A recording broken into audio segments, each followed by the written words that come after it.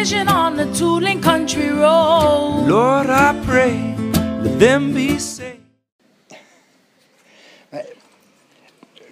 L'histoire du web, c'est l'histoire d'une libération des capacités de prise de parole des individus. Et ça reste toujours présent. Alors, l'atmosphère a changé. Les pionniers du web avaient été dans l'idée que toutes les subjectivités, toutes les expressions, tous nos désirs, toutes les informations allaient pouvoir être partagées sur le web. On peut toujours le faire. Voilà. Simplement, effectivement, ce qui est arrivé au web, d'une certaine manière, la difficulté qu'a rencontré le web, c'est qu'il a réussi. Et comme il a réussi, les intérêts commerciaux, marchands, institutionnels, étatiques sont venus mettre en haut du web toute une série de techniques qui nous enferment, qui nous calculent, qui nous orientent, qui nous guident, et puis beaucoup d'activités marchandes. Ça ne veut pas dire que la liberté du web a disparu. Hein. Simplement, il faut accepter d'être sur la page 3 ou sur la page 4 de Google. Il faut accepter d'être moins visible dans les mondes numériques. Et puis, effectivement, il y a une grande transformation du monde numérique qui a eu lieu, c'est que nous sommes surveillés. Hein.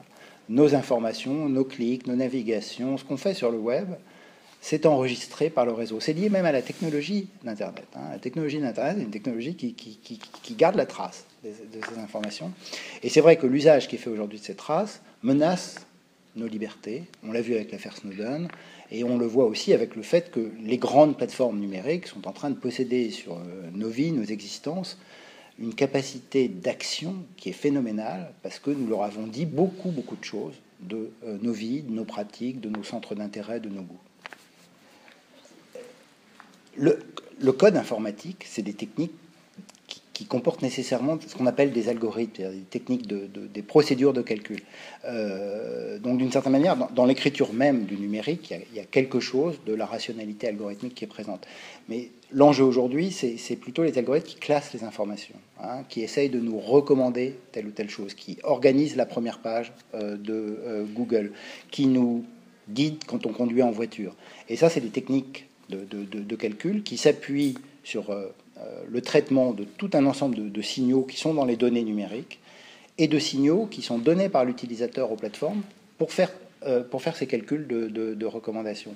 Alors moi, ce que j'essaye de dire et de montrer, c'est que les calculs sont différents. Si on veut les critiquer, il faut regarder le genre de représentation qu'ils produisent, parce qu'ils peuvent produire des représentations différentes. Ils peuvent produire de la popularité, ils peuvent produire de l'autorité, les gens qui ont été les plus cités vont être les plus visibles.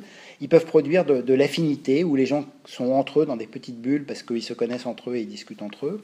Et puis de plus en plus, ce qu'essayent de faire les algorithmes, c'est d'essayer de calculer l'individu. Et donc de dire, je ne calcule pas pour toute la société, je ne calcule pas pour tes amis, je calcule juste pour toi.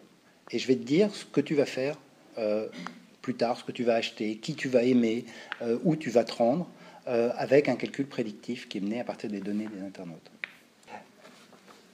Il y a deux choses, moi, qui me semblent importantes. Il y en a une qui est de dire, dans nos têtes et dans le débat sur la rationalité, dans le débat philosophique sur la rationalité, Heidegger, ces gens-là, on a cette idée qu'il y aurait une opposition frontale entre le genre de subtilité et de sagesse folle, irrationnelle, poétique, subtile des humains, et puis le calcul froid, idiot, bête, et de la rationalité computationnelle des machines.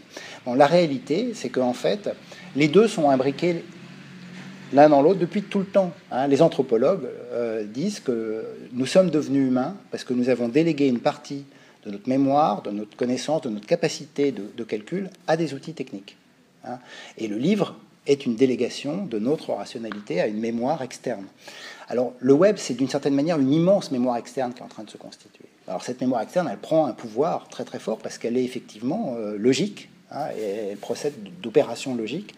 Et du coup, le sentiment de subtilité, d'esprit que peut avoir l'humain face à ces calculs qui l'entourent, réanime l'idée qu'il y aurait une opposition entre les hommes et les machines. Alors, moi, je crois que c'est des couplages entre les hommes et les machines. Alors, il y a des couplages qui sont pervers, toxiques, puis il y a des couplages qui sont extraordinairement heureux. Hein. Et donc, dans la critique qu'il faut faire des algorithmes, il faut arriver à trouver la manière dont l'agencement de la rationalité des machines et de l'irrationalité des humains produit des effets positifs ou produit des effets qui peuvent être extrêmement toxiques et négatifs. Les techniques algorithmiques sont des techniques statistiques.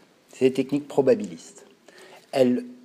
On a l'impression qu'elles prédisent le futur, mais pour prédire le futur, elles font des statistiques sur les comportements passés de l'utilisateur et d'autres utilisateurs. Et donc, ce qui est au cœur aujourd'hui de la force algorithmique, on pourrait dire, de la gouvernementalité algorithmique qui s'installe, c'est le fait que d'abord, nous donnons des traces aux plateformes, mais que nous leur donnons des traces qui sont régulières et monotones. C'est-à-dire qu'on fait souvent la même chose. Quand on aime tel type de livre, on va aimer tel autre type de livre. Quand on se déplace à tel type d'endroit, ça veut dire qu'on a l'habitude d'aller dans tel ou tel type d'endroit. Donc en fait, nous donnons des informations qui montrent des régularités comportementales des individus. Ça, les algorithmes arrivent bien à le calculer. Dès que nous donnons des informations qui sont irrégulières, qui sont inhabituelles, qui sont surprenantes, qui nous surprennent même nous-mêmes, parce qu'on n'a pas l'habitude de le faire, parce qu'on n'a pas l'habitude d'écouter des idées qui ne nous ressemblent pas, parce qu'on n'a pas l'habitude d'écouter tel type de musique, parce qu'on n'a pas l'habitude de se déplacer à tel type d'endroit, les algorithmes ne savent plus calculer. Ils ne savent plus calculer parce qu'ils ne trouvent plus dans leurs traces une probabilité de résultats réguliers. Donc moi, je crois qu'un des enjeux centraux aujourd'hui du monde algorithmique, c'est à la fois de dire qu'ils sont d'une certaine manière, on pourrait dire, le reflet de nos propres régularités. Et donc, ils nous invitent aussi à nous dire, si je veux être autonome, est-ce que je ne dois pas essayer de me déprendre de moi-même, de dézoomer de mes propres habitudes? Et si on commence à ne pas être habituel, à se surprendre soi-même, on produit une sorte de critique des algorithmes, en tout cas ce que Michel Foucault appelait une contre-conduite, c'est-à-dire qu'on n'agit pas exactement comme le calcul s'attend à ce qu'on agisse. Et moi j'insiste beaucoup sur cette idée, c'est que les films de science-fiction nous ont mis dans la tête l'idée que la prédiction devinait ce qui allait se passer, qu'elle devinait nos désirs même avant qu'on se les ait formulés. Bon, en fait, non, pas du tout. C'est une réalité statistique. Elle se dit, ce qui s'est déjà passé va encore se passer. Il y a eu des crimes dans telle zone, donc on peut prédire que la police doit aller dans telle zone parce qu'il y a déjà eu des crimes dans le passé, donc il y a des chances qu'il y en ait de nouveau qui ait lieu. Ces algorithmes sont extraordinairement conservateurs, en fait. Ils reproduisent la société parce qu'ils ont enregistré son passé pour essayer de dire que son futur va être identique à son passé. Le défi qu'ils nous lancent, c'est justement d'inventer. C'est-à-dire de ne pas être exactement prédictible parce qu'on ne ressemble pas à ce qui a été la tradition ou le passé. Head-on collision on the Tooling Country Road. Lord, I pray, let them be saved.